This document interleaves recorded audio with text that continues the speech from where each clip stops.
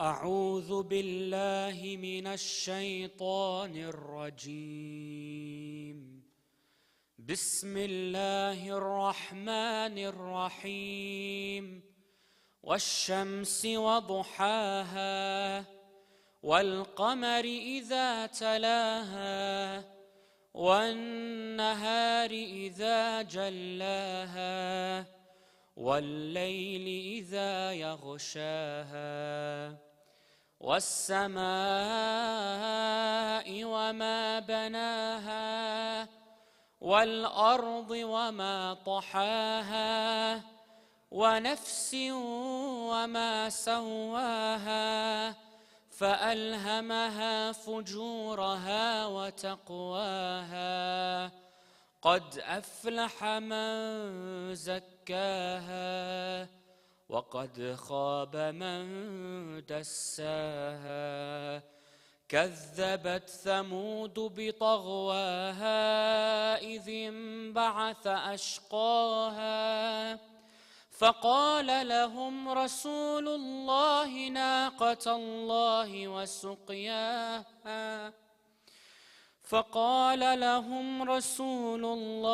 ناقة الله وسقياها فكذبوه فعقروها فدمدم عليهم ربهم بذنبهم فسواها ولا يخاف عقباها.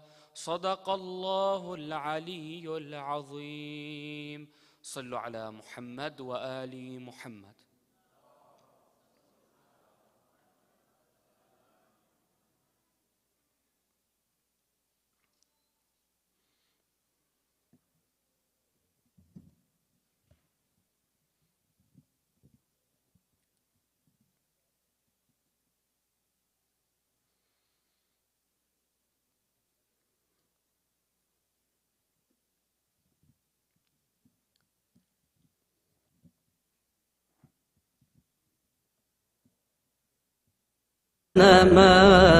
رمضان تجلى وابتسم طوبى للعبد إذا اغتنما أرضى مولاه بما التزما طوبى للنفس بتقواها. رمضان زمان البركات رمضان زمان الحسنات رمضان مجال الصلوات تسمو بالنفس لمولاها. رمضان يكفر ما فرطا من خطأ الناس وما اختلطا فعسى من عفو الله عطا لقلوب الأمة يرعاها. رمضان تجلى وابتسم طوبى للعبد إذا اغتنما رمضان تجلى وابتسم طوبى للعبد إذا اغتنما أرضى مولاه بما التزما طوبى للنفس بتقواها.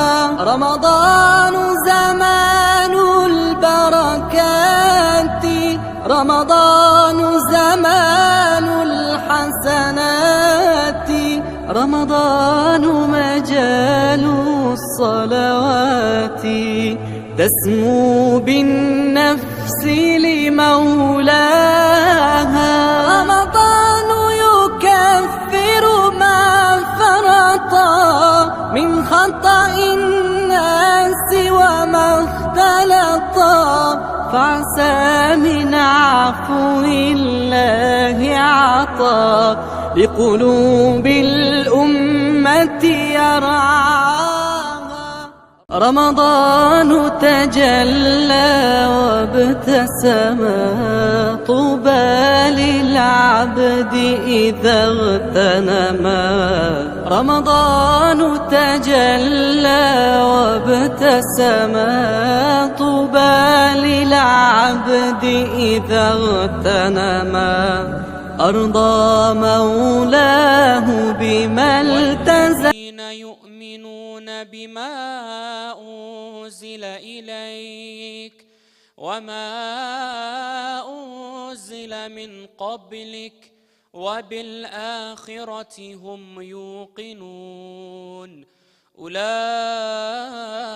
على هدى من ربهم وأولئك هم المفلحون. صدق الله العلي العظيم. صلوا على محمد وآل محمد.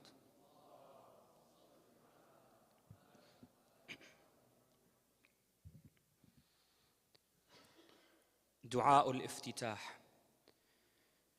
بسم الله الرحمن الرحيم. اللهم صل على محمد وآل محمد. اللهم إني أفتتح الثناء بحمدك وأنت مسدد للصواب بمنك، وأيقنت أنك أنت أرحم الراحمين في موضع العفو والرحمة، وأشد المعاقبين في موضع النكال والنقمة، وأعظم المتجبرين في موضع الكبرياء والعظمة.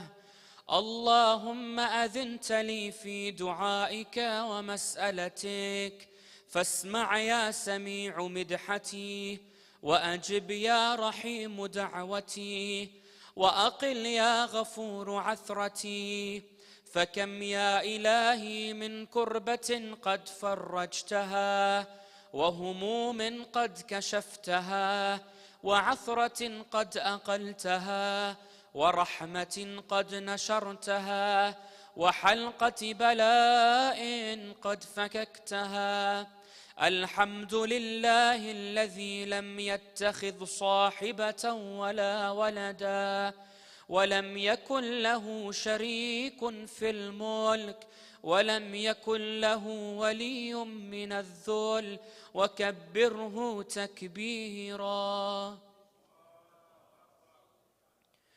الحمد لله بجميع محامده كلها على جميع نعمه كلها. الحمد لله الذي لا مضاد له في ملكه ولا منازع له في أمره. الحمد لله الذي لا شريك له في خلقه ولا شبيه له في عظمته. الحمد لله الفاشي في الخلق أمره وحمده، الظاهر بالكرم مجده، الباسط بالجود يده، الذي لا تنقص خزائنه ولا تزيده كثرة العطاء إلا جودا وكرما. إنه هو العزيز الوهاب. اللهم إني أسألك قليلا من كثير، مع حاجة بي إليه عظيمة، وغناك عنه قديم، وهو عندي كثير، وهو عليك سهل يسير. اللهم إن عفوك عن ذنبي، وتجاوزك عن خطيئتي، وصفحك عن ظلمي، وسترك على قبيح عملي، وحلمك عن كثير جرمي عندما كان من خطئي وعمدي، أطمعني في أن أسألك ما لا أستوجبه منك، أطمعني في أن أسألك ما لا أستوجبه منك، الذي رزقتني من رحمتك، وأريتني من قدرتك، وعرفتني من إجابتك، فصرت أدعوك آمنا، وأسألك مستأنسا لا خائفا ولا وجلا، مدلا عليك فيما قصدت فيه إليك، فإن أبطأ عني عتبت بجهلي عليك، ولعل الذي أبطأ عني هو خير لي لعلمك بعاقبة الأمور. فلم أر مولا كريما أصبر على عبد لئيم منك علي.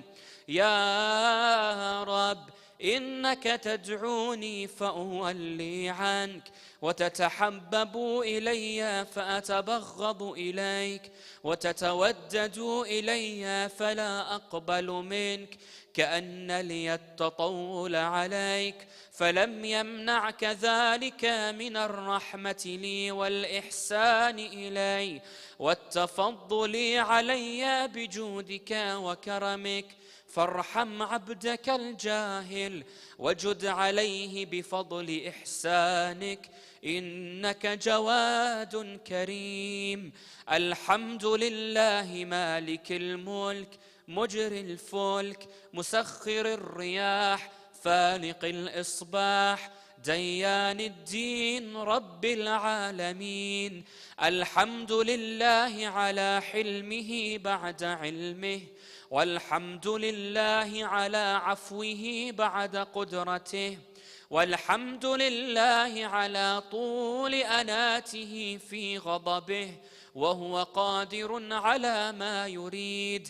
الحمد لله خالق الخلق باسط الرزق فالق الإصباح ذي الجلال والإكرام والفضل والإنعام، الذي بعد فلا يرى وقرب فشهد النجوى تبارك وتعالى. الحمد لله الذي ليس له منازع يعادله، ولا شبيه يشاكله، ولا ظهير يعاضده. قهر بعزته الأعزاء وتواضع لعظمته العظماء، فبلغ بقدرته ما يشاء. الحمد لله الذي يجيبني حين أناديه، ويستر علي كل عورة وأنا أعصيه، ويعظم النعمة علي فلا أجازيه. فكم من موهبة هنيئة قد أعطاني، وعظيمة مخوفة قد كفاني، وبهجة مونقة قد أراني، فأثني عليه حامدا وأذكره مسبحا. الحمد لله الذي لا يهتك حجابه ولا يخلق بابه ولا يرد سائله ولا يخيب آمله. الحمد لله الذي يؤمن الخائفين وينجي الصالحين ويرفع المستضعفين ويضع المستكبرين ويهلك ملوكا ويستخلف آخرين. والحمد لله قاصم الجبارين مبير الظالمين مدرك الهاربين نكال الظالمين صريخ المستصرخين موضع حاجات الطالبين معتمد المؤمنين. الحمد لله الذي من خشيته ترعد السماء وسكانها وترجف الأرض وعمارها وتموج البحار ومن يسبح في غمراتها. الحمد لله الذي هدانا لهذا وما كنا لنهتدي لولا أن هدانا الله. الحمد لله الذي يخلق ولم يخلق ويرزق ولا يرزق ويطعم ولا يطعم ويميت الأحياء ويحيي الموتى وهو حي لا يموت بيده الخير وهو على كل شيء قدير. اللهم صل على محمد عبدك ورسولك وأمينك وصفيك وحبيبك وخيرتك من خلقك وحافظ سرك ومبلغ رسالاتك، أفضل وأحسن وأجمل وأكمل وأزكى وأنمى وأطيب وأطهر وأسنى وأكثر ما صليت وباركت وترحمت وتحننت وسلمت على أحد من عبادك وأنبيائك ورسلك وصفوتك وأهل الكرامة عليك من خلقك. اللهم وصل على علي أمير المؤمنين ووصي رسول رب العالمين، عبدك ووليك وأخي رسولك وحجتك على خلقك وآيتك الكبرى والنبأ العظيم. وصل على الصديقة الطاهرة فاطمة سيدة نساء العالمين، وصل على سبطي الرحمة وإمامي الهدى الحسن والحسين سيدي شباب أهل الجنة، وصل على أئمة المسلمين علي بن الحسين ومحمد بن علي وجعفر بن محمد وموسى بن جعفر وعلي بن موسى ومحمد بن علي وعلي بن محمد والحسن بن علي والخلفاء الهادي المهدي، حججك على عبادك وأمنائك في بلادك، صلاة كثيرة دائمة. اللهم وصل على ولي أمرك القائم المؤمل والعدل المنتظر، وحفه بملائكتك المقربين، وأيده بروح القدس يا رب العالمين. اللهم اجعله الداعي إلى كتابك والقائم بدينك، استخلفه في الأرض كما استخلفت الذين من قبله، مكن له دينه الذي ارتضيته له، أبدله من بعد خوفه أمنا يعبدك لا يشرك بك شيئا. اللهم أعزه وأعزز به، وانصره وانتصر به، وانصره نصرا عزيزا، وافتح له فتحا يسيرا، واجعل له من لدنك سلطانا نصيرا. اللهم أظهر به دينك وسنة نبيك حتى لا يستخفي بشيء من الحق مخافة أحد من الخلق. اللهم إنا نرغب إليك في دولة كريمة تعز بها الإسلام وأهله، وتذل بها النفاق وأهله، وتجعلنا فيها من الدعاة إلى طاعتك والقادة إلى سبيلك، وترزقنا بها كرامة الدنيا والآخرة. اللهم ما عرفتنا من الحق فحملناه، وما قصرنا عنه فبلغناه. اللهم المم به شعثنا، واشعب به صدعنا، وارتق به فتقنا، وكثر به قلتنا، وأعزز به ذلتنا، وأغن به عائلنا، واقض به عن مغرمنا، واجبر به فقرنا، وسد به خلتنا. ويسر به عسرنا، وبيض به وجوهنا، وفك به أسرنا، وأنجح به طلبتنا، وأنجز به مواعيدنا، واستجب به دعوتنا، وأعطنا به سؤلنا، وبلغنا به من الدنيا والآخرة آمالنا، وأعطنا به فوق رغبتنا يا خير المسؤولين وأوسع المعطين. اشف به صدورنا، وأذهب به غيظ قلوبنا، واهدنا به لما اختلف فيه من الحق بإذنك، إنك تهدي من تشاء إلى صراط مستقيم. وانصرنا به على عدوك وعدونا إله الحق. آمين. اللهم إنا نشكو إليك فقد نبينا صلواتك عليه وآله، وغيبة ولينا، وكثرة عدونا، وقلة عددنا، وشدة الفتن بنا، وتظاهر الزمان علينا.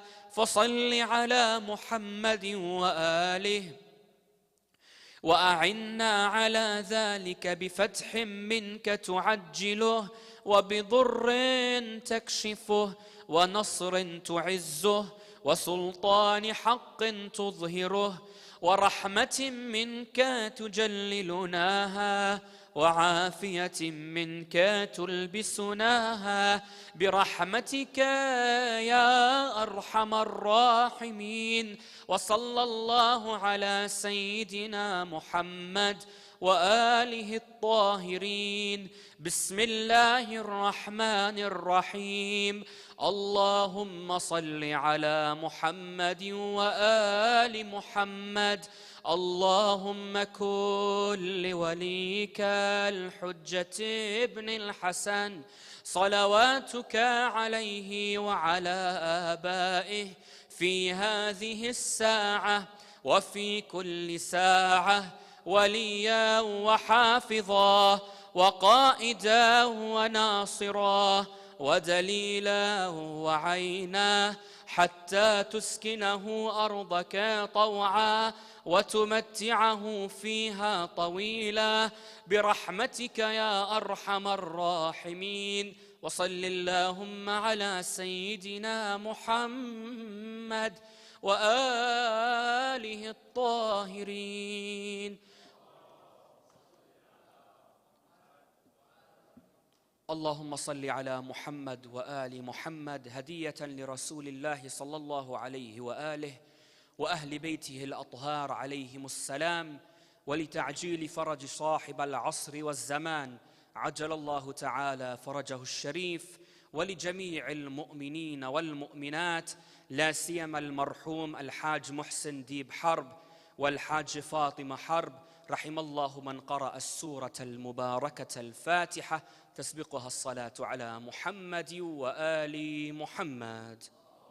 ما طوبى للنفس بتقواها، رمضان زمان البركات، رمضان زمان الحسنات، رمضان مجال الصلوات، تسمو بالنفس لمولاها، رمضان يكفر ما فرطا من خطأ الناس وما اختلطا، فعسى من عفو الله عطا لقلوب الأمة يرعاها.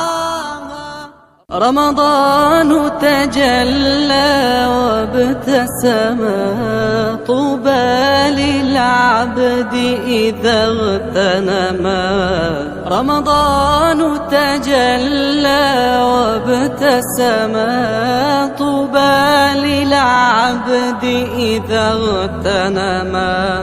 أرضى مولاه بما التزما طوبى للنفس بتقواها رمضان زمان البركات رمضان زمان الحسنات رمضان مجال الصلوات تسمو بالنفس لمولاها رمضان يكفر ما فرطا من خطأ الناس وما اختلطا فعسى من عفو الله عطا لقلوب الأمة يرعاها رمضان تجلى وابتسما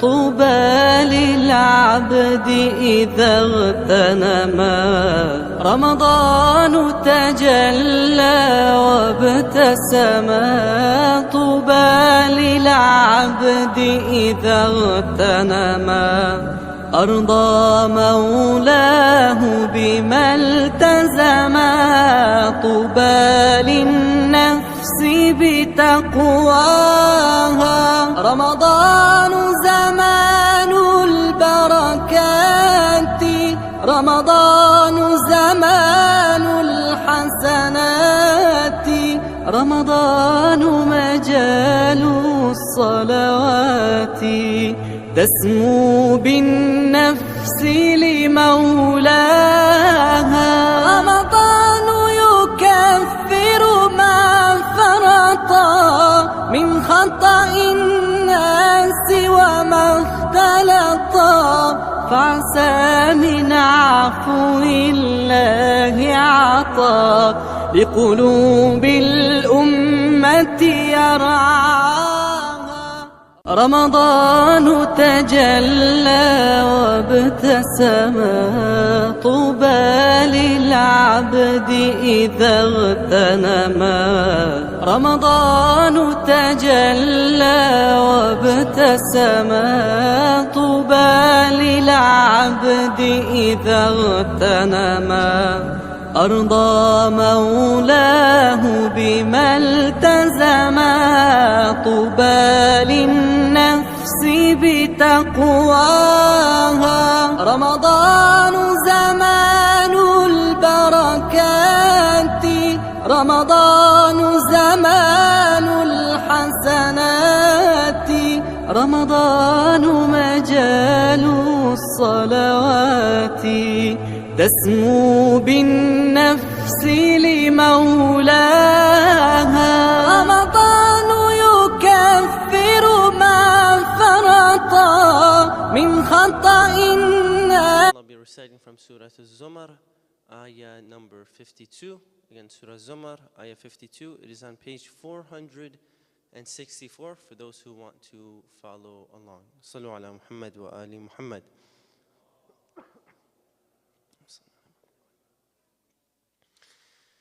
أعوذ بالله من الشيطان الرجيم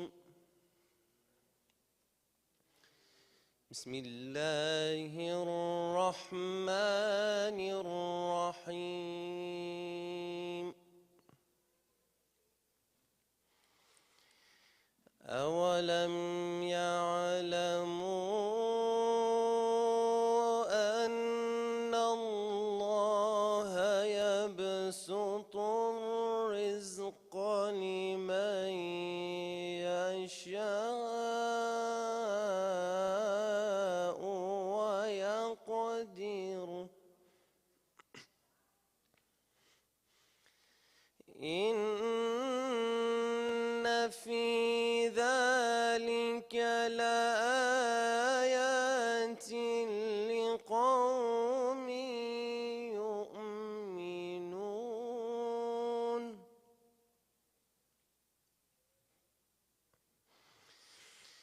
قل يا عبادي الذين أسرفوا على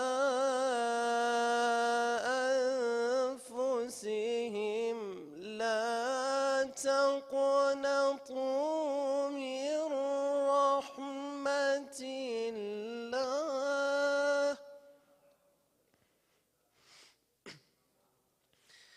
إن الله يغفر الذنوب جميعا إنه هو الغفور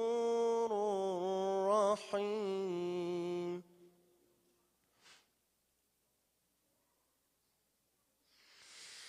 قل يا عبادي الذين أسرفوا على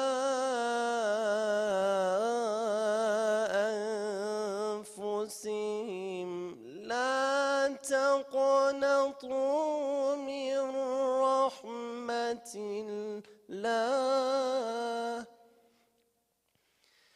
إن الله يغفر الذنوب جميعا إنه هو الغفور الرحيم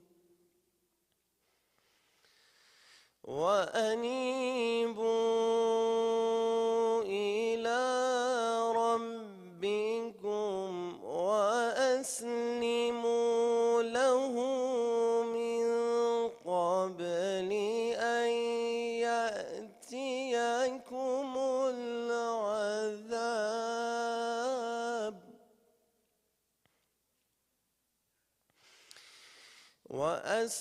وأسلموا له من قبل أن يأتيكم العذاب ثم لا تنصرون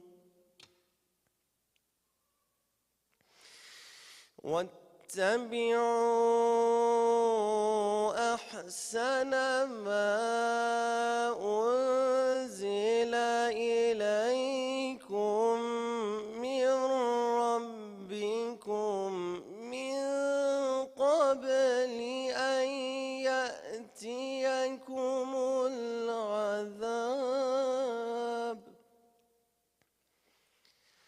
من قبل أن يأتيكم العذاب بغتة وأنتم لا تشعرون صدق الله العلي العظيم اللهم صل وسلم وزد وبارك على رسول الله وآله الأطهار على رسول الله وآله الأطهار صلوات سوى ما اختلطا فعسى من عفو الله عطا لقلوب الأمة يرعاها رمضان تجلى وابتسم طوبى للعبد إذا اغتنما رمضان تجلى وابتسم طوبى للعبد إذا اغتنما أرضى مولاه بما التزما طوبى للنفس بتقواها رمضان زمان البركات رمضان زمان الحسنات رمضان مجال الصلوات تسمو بالنفس مولاي. والصلاة والسلام على سيدنا ونبينا محمد وآله الطيبين الطاهرين. ولا حول ولا قوة إلا بالله العلي العظيم. I begin in the name of God, the most compassionate, the most merciful. May the peace and blessings of Allah subhanahu wa ta'ala be upon His final messenger Muhammad and his blessed and purified progeny. Assalamu alaikum, dear brothers, dear sisters, wa rahmatullahi wa barakatuh. Inshallah, today I hope to continue what we began 2 or 3 nights ago. Generally, the theme has been, I feel, somewhat consistent. We're talking about taqwa. And we began with the love of Allah subhanahu wa ta'ala. And without a doubt, taqwa plays a huge role in attaining that divine love. And we spoke about taqwa and we talked about the definition, tried to correct the common understanding of what taqwa is and that view that one can have of Allah subhanahu wa ta'ala. Yesterday we also talked about the verses of the Quran that deal with taqwa, and we talked about how taqwa is a two-way street in that you protect it and it protects you. Now, today I would like to share with you a narration. It's a speech. Speech that is known as the speech of the pious ones, where Imam Ali alayhi salam describes the traits of those who are pious. And hopefully we can understand from the descriptions the way the pious ones view the world. We want to know, what do these people look like? If I want to become a pious individual, a person that has taqwa, what should I strive to attain? What are the signs? And so this is a very famous speech. It's recommended that every individual read and contemplate this speech.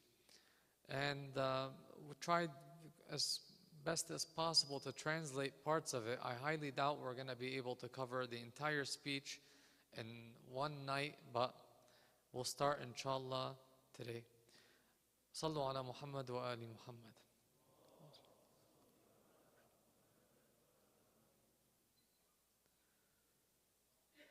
It is narrated that a companion of Amir al-Mu'mineen alayhi salam, whose name was Hammam, who was a devout man, he was known for his piety. He went to Amir al-Mu'mineen, Imam Ali alayhi salam, and he said, describe for me the righteous ones, so that it is as if I see them. He said, basically he's saying, describe them to me in such a way where I'm able to identify them, like in as much detail as possible.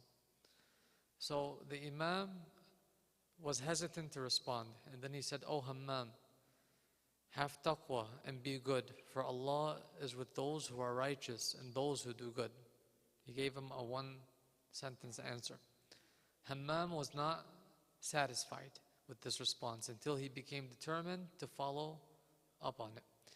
He thanked Allah subhanahu wa ta'ala and praised him, then sent his blessings upon the Prophet, peace be upon him, and his family. So after he did that, he was then prepared. He said, he praised Allah subhanahu wa ta'ala and he said as-salawat. Remember, this is one of the etiquettes of dua, the etiquettes of the Muslim in general. They begin everything in the name of God. Everything, not just their food, not just their water. Every action that they do, they begin that action in the name of God.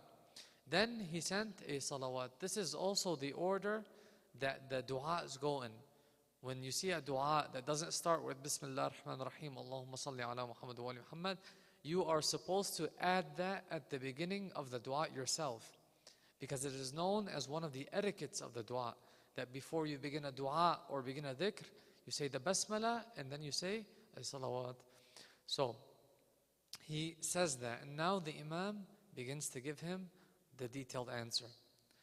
He says, as for what follows, Allah, may He be glorified and exalted, created the creation when He created them rich in His obedience, secure from His disobedience, because the disobedience of those who disobey Him does not harm Him, and the obedience of those who obey him does not benefit him. So here we want to dissect the different parts of the speech, inshallah. And where he says, as for what follows, Allah, may he be glorified and exalted, created the creation when he created them rich in his obedience, secure from his disobedience. Because the disobedience of those who disobey him does not harm him. What does that mean? That when we say Allah subhanahu wa ta'ala is rich, why would the Imam begin the speech in such a way? What is he trying to emphasize? When we say God is rich, what does it mean? Well, the common understanding when someone says that God is rich, it means God has plenty. God is not needy, right? He does not have requirements like we do. Here, the Imam begins to identify the difference between the human being and the Creator. Allah's richness, Allah is rich because He is the causer of the causes. We are caused, and so we're bound by cause and effect, right? God, He created us, and so as a result, we were produced, we came into existence. So because of that process, our actions have consequences. We're bound by cause and effect, you see? So God being rich entails God not being affected by anything because He didn't come into being. Those who were not then were, meaning there was a cause and there was an effect, will be bound by the laws of cause and effect, meaning our actions have consequences. Everything that we say and everything that we do. As for Allah subhanahu wa ta'ala, He is complete, He is perfect. There is no effect. Nothing we do can affect God. Even when we say that God's happiness is in such and God's anger is in such, it's not like my anger and your anger. It's not like God has a state where, He is deprived of a happiness. These are expressions. They're just mere expressions. But Allah subhanahu wa ta'ala is rich. He is exalted. He's above all these things. So it refers to cause and effect. Then he continues, the righteous one are the people of virtues, whose speech is truthful. So those who have taqwa. Here, the righteous ones are the muttaqeen. The righteous ones are those who have taqwa. Because we began our talk about taqwa. Those who have taqwa, their speech is truthful, meaning they view language as a blessing. Now, I want to just say here before we begin that in this speech, Amir al-Mu'mineen alayhi salam will begin to deal with the senses in the beginning. But what I want you to keep note of is that how these senses are viewed by those who have piety. So, it says that those who have taqwa view language as a blessing. And language is the ability to communicate with one another. And language is a blessing that is not used correctly. So language, the ability to communicate, you see, different things communicate differently. You see the way that animals communicate. You see the way that they say even plants communicate. Even trees communicate with one another. The fact that we've been endowed with this ability to speak and use language is a great blessing. Is a great blessing. We're able to express our needs. We're able to deliver great ideas. We're able to sit down and listen to one another and give beautiful images. No other creation has this ability to use language the way that we do. Now they use language. There are theories on language. Noam Chomsky has a theory on language that's well known. And then there's an alternative theory to that, which was, I think, the predominant theory in that realm, in linguistics, right?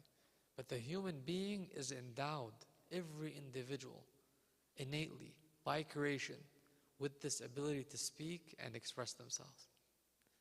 So they view this language itself as a blessing. And as such, their speech is truthful. They see it as a gift from God. They see it as a blessing from Allah subhanahu wa ta'ala. And so they're responsible for it. So they use language not to lie, not to commit indecency, not to use vulgarity, not to backbite and not to gossip. They say nothing except good words. They speak the truth and speak honestly. And when they express something, they express it correctly. And they feel like if they don't have anything good to say, or they can't find the right expression, or based on the situation, they prefer silence over indecent speech. So the pious ones, those who have taqwa, they view this ability to speak and the language itself as a blessing from Allah subhanahu wa ta'ala. I'm able to convey my ideas. I'm able to convey my feelings. Imagine if we were stripped of that blessing, how difficult life would be.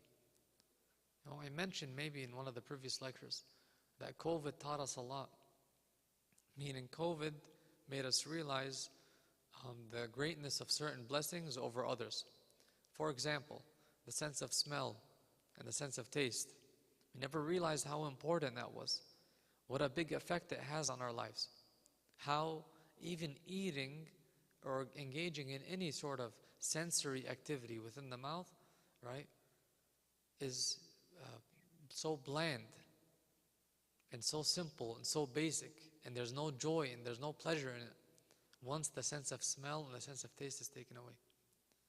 Now we went our whole lives not realizing that. Then COVID came and taught us that lesson.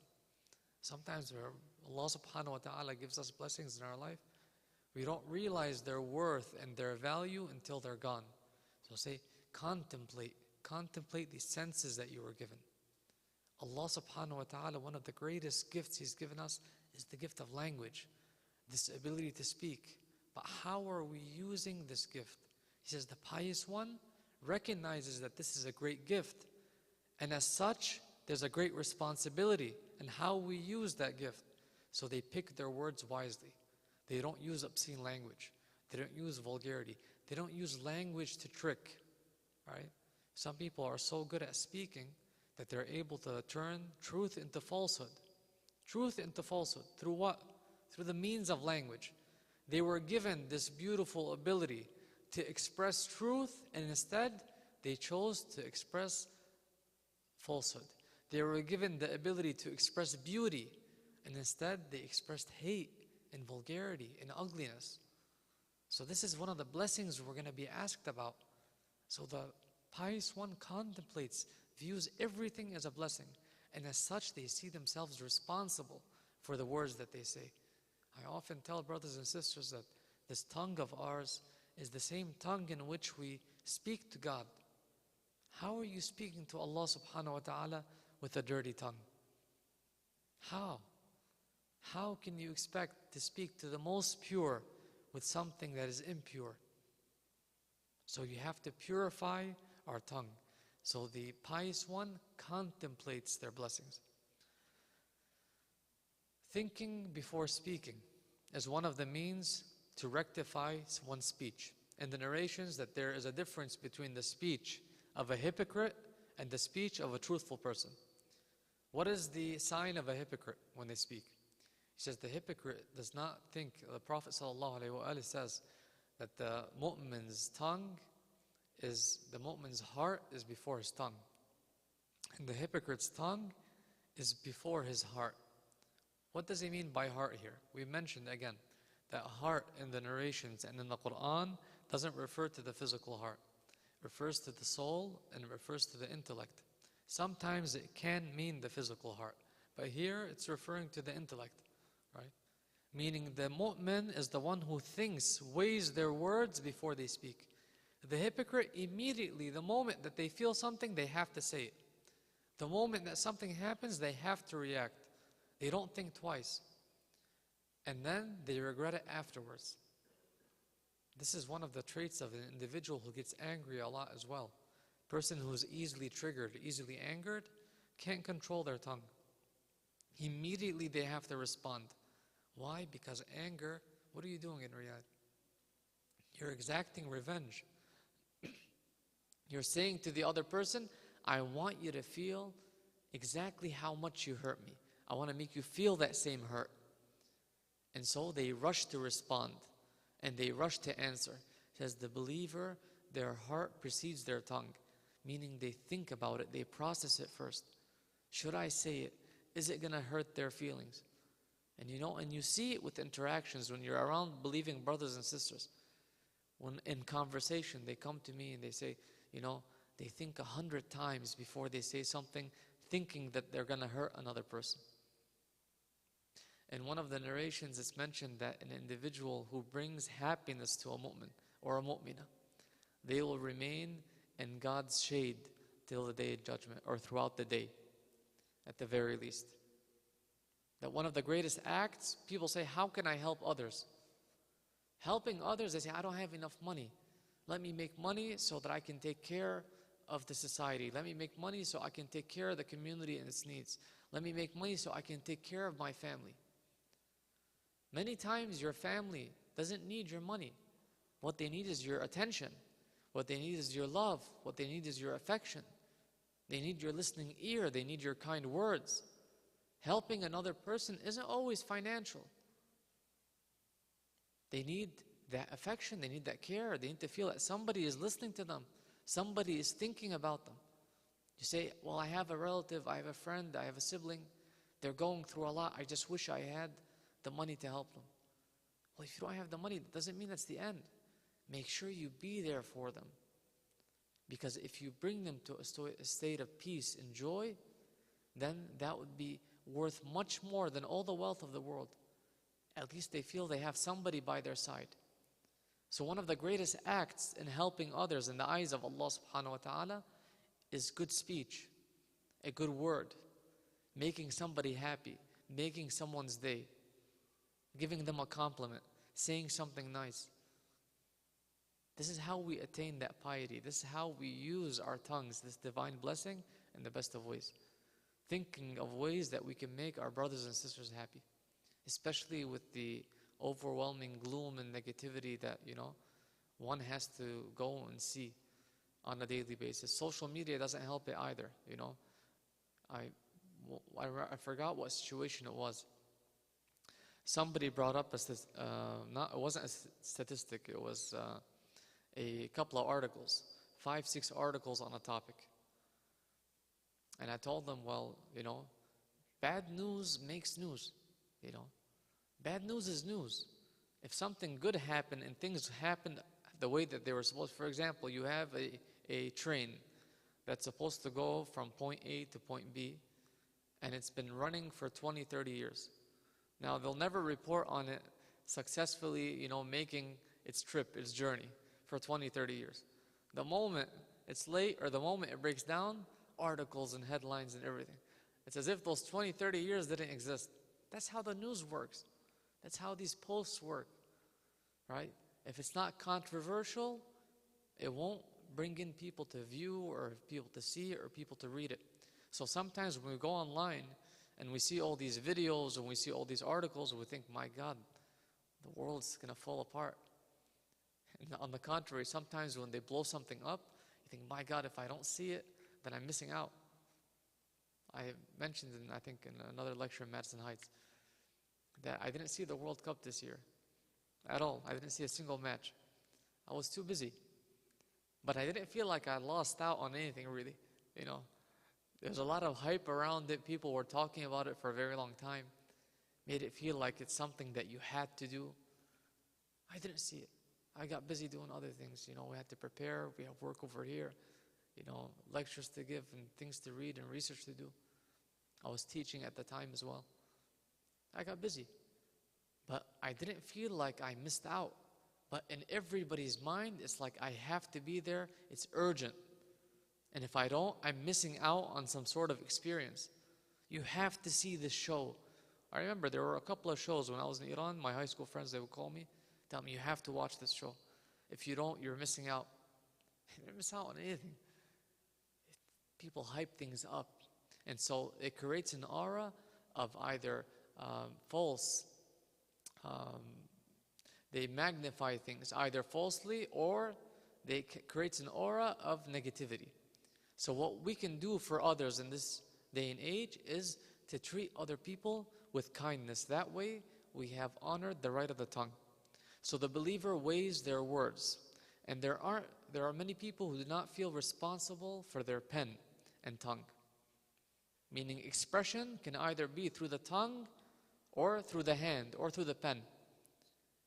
They feel like behind social media, behind their phones, behind the laptop, They can say whatever they want. They don't feel a responsibility. That's why I said language is a blessing. I didn't say speech is a blessing. Language, the ability to use language. Because language is more general than speech. All right? Language involves writing. Language involves typing. Language involves any form of words, either spoken or written. The pious one is very aware of what they write because they see this language as a blessing and a gift from God. And any gift from God, God can also take it away. So we have to be very wary. One of the dangers of the online world is that when you're so immersed in it, you feel like there's no consequences. You can be anybody you want to be. And it's getting even worse now with, the more we move into VR and everything that's coming with it. People are slowly feeling that they can take on a different online personality. People even have these webcams and that the webcam can turn them into somebody else, right? And they can become a completely different person.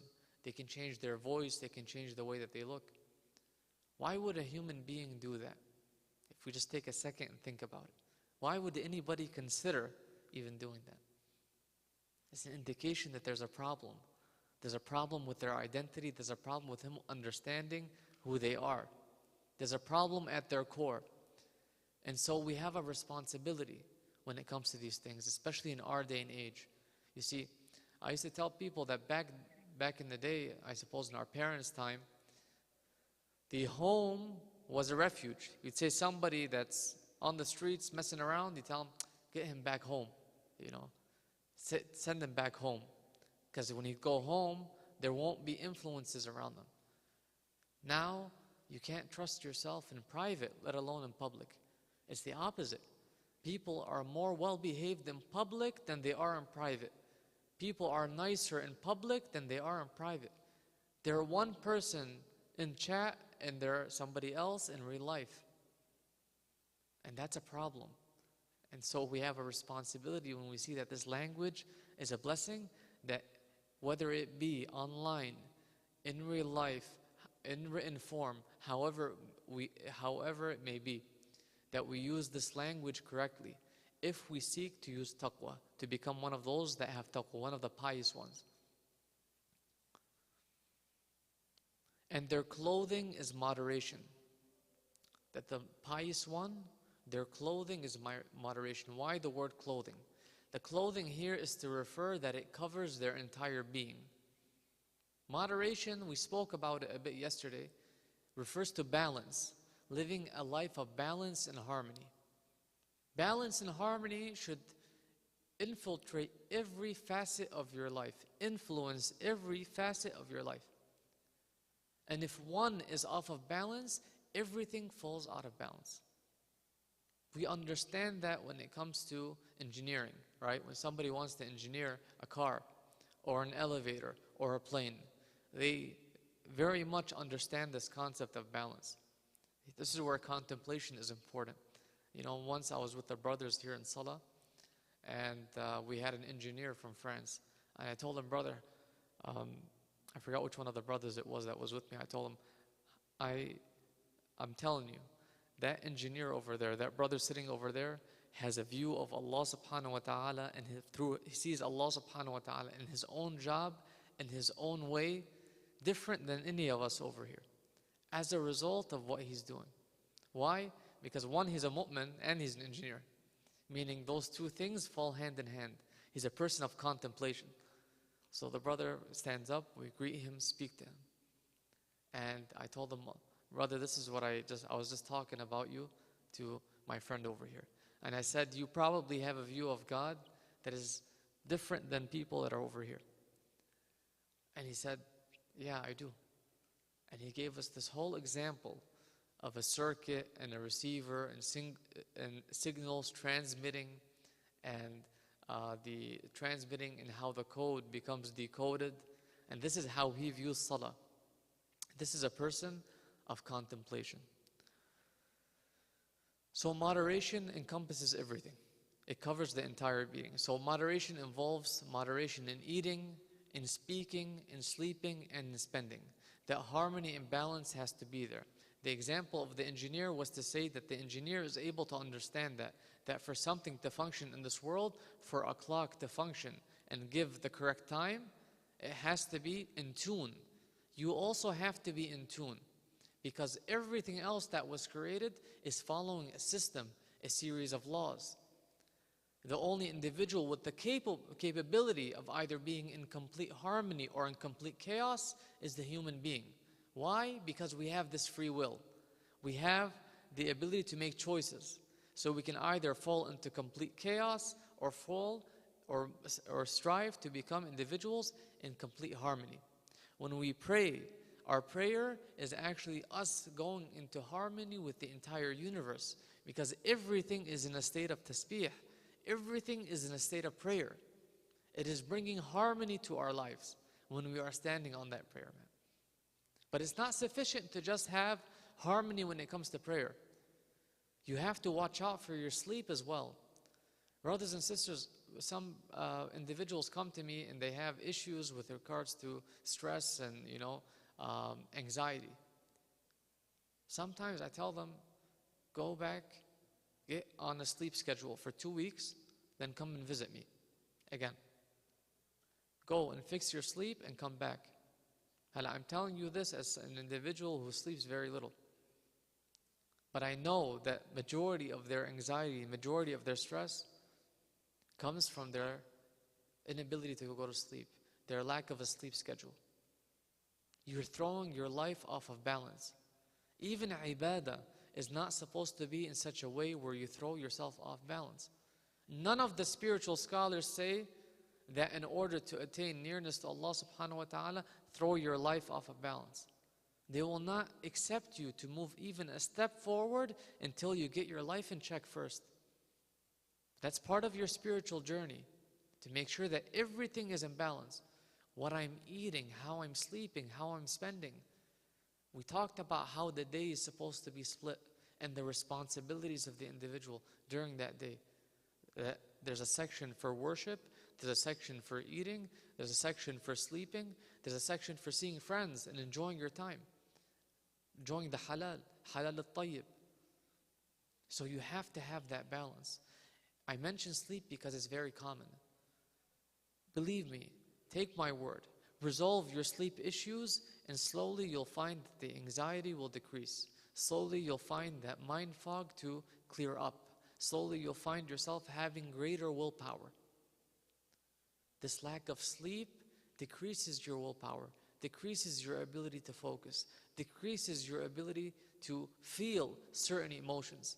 Everything falls out of place. Certain things are amplified that shouldn't be amplified. A lot of people react the wrong way. Why?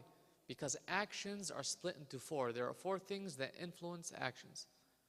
Desires influence your action. Passions influence your action. And what you eat also influences your action. And your intellect also influences your action. So these things, and emotions influence your action. These things, they influence your actions. You have to have these things in balance. If one of these things is out of balance, then they're going to be overly exaggerated. Meaning, you're going to enter a situation and have so much anxiety and so much stress that you won't be able to make a decision. You won't be able to make the right decision. Somebody's going to react in a certain way. Somebody's going to say a certain thing, and you're going to overreact. Why are you overreacting? Why am I feeling this way? Why is something so small making me feel like the whole world is crumbling? Sometimes you think maybe, does it have to do with my past? Sometimes the solution is just get more sleep. Sometimes that's all that there is to it. Get more sleep. How can you have clarity? How can you know that what you're feeling is truly what you're feeling? Is if your life and your body physiologically is not on the correct cycle, meaning things are off of balance. So for you to correctly identify your feelings and your emotions to know how to move forward, you also have to have a balanced life physiologically, mentally speaking, emotionally speaking. You have to be balanced. So moderation. And their clothing is moderation. And their behavior is humility, meaning they walk humbly. The pious one is a humble one. Humility and piety are always hand in hand. There is no room for religiosity and arrogance. In fact, that's what pushes most people away from religiosity and religious individuals. They say, I can't come to the mosque, or I can't have a relationship with Allah subhanahu wa ta'ala that is healthy, because the individuals that I know that claim to be followers of God are arrogant individuals. They're rude individuals. They're judgmental individuals. The truly pious one doesn't judge. The truly pious one doesn't judge. He knows that God is the judge. That's one. Two, the truly pious one does not find faults in others. They're too busy finding faults within themselves. And the more they find faults within themselves, the greater God becomes in their eye. Because they realize, my God, I've done so much. I've wronged so much. Yet Allah subhanahu wa ta'ala still sees hope in me. Yet Allah subhanahu wa ta'ala still cares about me. So God becomes magnified in their heart. As such, the world becomes small in their eyes. The greater that God becomes, the smaller the world becomes in their eyes. They're no longer influenced by this person's word or that person's word or that beautiful individual. Like who? Like Nabi Yusuf alayhi salam. Even the beauty of Zulaykha couldn't deter him. Even the beauty of Zulaykha couldn't deter him. Why? Because he was in love with Allah subhanahu wa ta'ala. All he could see was the beauty of Allah subhanahu wa ta'ala. That was what was magnified within his heart. So much so that the beauty of Zulaykha was nothing in comparison to God. Where does that come from? It comes from humility. It comes from understanding. It comes from contemplating the attributes of God. So the pious one is the one who has that humility. You cannot be a religious individual and be arrogant at the same time. It bothers me sometimes when people come and ask something and they're like, we saw these individuals behave in this sort of way, or they begin critiquing individuals in front of me. Well, if you're stating the obvious, then it's obvious. There's no need to restate it. But if you're restating something that's obvious, then what are you doing it for? To say that we're better than them? What's the point? We know everybody has their own sins. Everybody has their own troubles. Perhaps their sins are involuntary. Perhaps their sins are something that they've done once. Maybe you have a sin that has been persistent throughout the years, and that's worse in the eyes of God. Your arrogance itself is one of the greatest sins. We mentioned that it's the greatest intoxicant. Worse than alcohol is arrogance. Why would you get yourself involved in that? The individual who is pious is humble. Here it's mentioned even the way that they walk is humble. They don't walk the same way as the arrogant individual on this earth. They are not arrogant. They do not see themselves superior. In fact, all they behold is the majesty of God, and as such, their existence diminishes in their eyes. This type of view allows one to not find faults in others. When they interact with others, it's in kindness. This humility allows them to interact with kindness with others. Because they see, we are the brokenhearted. We are the needy. Not only am I needy, but everybody else is needy of Allah subhanahu wa ta'ala. We're all struggling, we're all suffering, we're all poor. They don't see themselves as I'm the only poor one and that person views themselves as rich. They see that we are all poor and needy of Allah subhanahu wa ta'ala. We are all beggars in this world of the divine King. And so they see everybody as a servant of Allah subhanahu wa ta'ala. They see everybody as a guest of Allah subhanahu wa ta'ala. The same way in the holy month of Ramadan, we're supposed to be guests of God in this holy month. They see that all creation are guests of God on this earth. So why make somebody's life harder with a hard word or a harsh statement or a harsh behavior or critique? You see, this world is hard enough as it is. Separation from God is hard enough as it is. Why should I make it harder for the rest of creation? So that humility leads them to be very kind individuals. Later in the speech, it's mentioned that they are kind but firm, meaning they're firm in their principles. Now, some people are not firm in principles, they want to be kind. Meaning, I'm a kind person, but I see somebody doing haram and they are openly doing it. I'm not saying that somebody is talking about something that they did was haram. They're doing haram in front of me, arrogantly, openly. And I don't want to take a stance. Why? Because I don't want to hurt their feelings. No, that's not the humility that we're talking about. All right? They're kind but firm, meaning they're principled. If they see something wrong, it's wrong. They'll say it's wrong. But they're not going to say it in a way that makes the other person feel what? Belittled. Make the other person feel what? Deterred from the religious individual. Or the other person feel hurt. They'll say it in a way that they want to help and save and awaken the other individual. And if they listen, they listen. If they don't, they excuse themselves from that area. But they don't allow that individual to affect their kindness and their humility. So kind but firm, meaning they have a kind soul, a kind heart, like the heart and soul of Rasulullah sallallahu alaihi wasallam, who would cry in the night, knowing what the Muslims are doing and knowing what's happening in the world. We have scholars like Allama al-Tabatabai who would get bothered when his child would hurt an insect in the home. If there was a grasshopper, if there was a cockroach, if there was something that was in the house, and the child would hurt it, Allama al-Tabatabai's heart would break, his daughter mentions. He would get bothered by that. That's how sensitive his soul was. That sensitivity is there in the pious individual. That sensitivity is there. But they're the most principled individuals, the most balanced individuals. The most balanced individuals.